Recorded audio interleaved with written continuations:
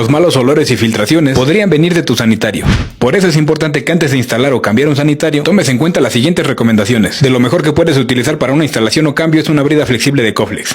Pero para esto ya deberías saber que hay dos modelos de brida, PB200 manga corta y PB300 manga larga. ¿Cómo se instalan y para qué te podría funcionar cada una? Al retirar el sanitario nos encontramos con el convencional cuello de cera. Y el sanitario recuerda ponerlo en esta posición para que no se tire toda el agua que tiene en su interior. Retira también todos los restos de silicón o cemento que tenga el sanitario. Aquí tenemos la filtración y por ende malos olores. Y es que el cuello de cera es un accesorio que tiende a degradarse en un par de años. Y claro, esto puede variar porque no va a faltar quien diga que tiene un resto de años con él y que nunca le ha filtrado. Además, el cuello de cera es afectado por los cambios de temperatura. Cuando haga frío, esta se va a endurecer y cuando haga calor, esta se va a ablandar, lo que lo hará fugar con el paso del tiempo. Otra ventaja de las bridas son los puntos de sujeción, ya que como pudiste observar, el cuello de cera estaba sobrepuesto y lo único que queda sujeto es el sanitario con este par de tornillos. Ahora, ¿cuál instalamos? ¿PB200 o PB300? Ambas bridas evitarán malos olores y filtraciones, gracias a que tienen diferentes puntos de sello a lo largo de cada brida. Además, cuentan con una aleta auxiliar que formará un sello hermético, como prevención por si llegara a existir encogimiento del material por situaciones extremas. Aquí también dependerá de si tenemos algún desfasamiento. Esto quiere decir que el sanitario quede muy pegado o despegado del muro.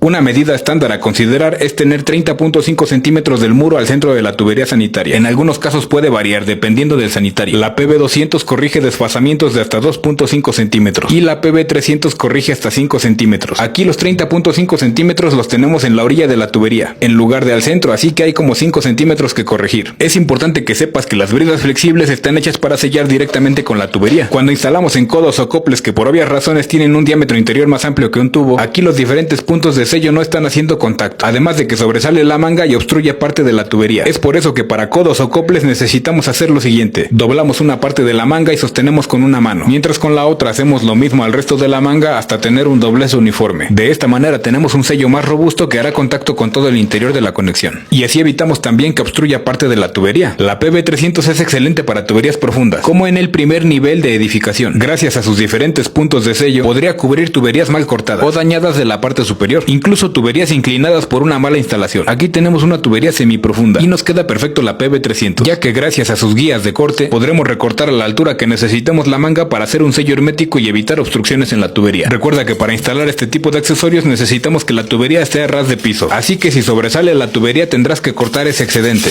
Estas bridas tienen 8 puntos de fijación, lo cual facilita bastante su instalación, aunque solo vamos a utilizar 4, pues el resto está pensado para que no te cruces con tuberías a poca profundidad, o partes de piso hueco donde no puedas sujetar un tornillo. Ambas bridas incluyen los taquetes y tornillos para su instalación. Jalamos la manga de esta forma para facilitar la inserción en la tubería, y ya estando dentro podremos corregir el doblez. Ahora sí, para corregir el desfasamiento tendremos que recorrer la brida unos 5 centímetros hacia atrás, así que antes de marcar las perforaciones para los tornillos vamos a ubicarla a la distancia correcta. Para eso tenemos que romper una parte del piso. Tomando en cuenta que el centro de la tubería sanitaria debería quedar a 30.5 centímetros, vamos a marcar los centímetros que tenemos que rebajar para lograrlo. Una vez marcado voy a utilizar una moladora y un rotomartillo. Claro que esto también lo podríamos hacer con mazo y cincel, solo que nos llevaría un poco más de tiempo y esfuerzo. Quiero que sepas que esto que estoy haciendo es para mostrarte cómo corregir el desfasamiento del sanitario, pero no es obligatorio que corrijas ese desfasamiento, ni necesario en todos los casos. La idea es formar una inclinación que permita desplazar la brida.